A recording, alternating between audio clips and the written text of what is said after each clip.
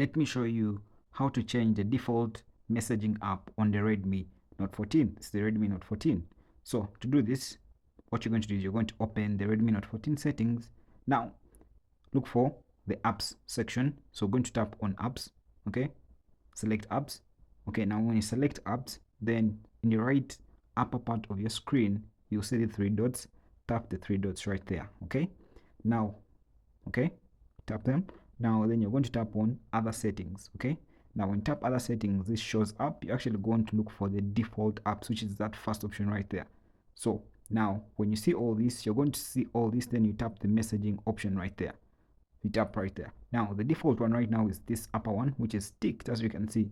To change, you select the other option. Okay, so the available messaging apps are actually going to be shown, so select the one that you want to use.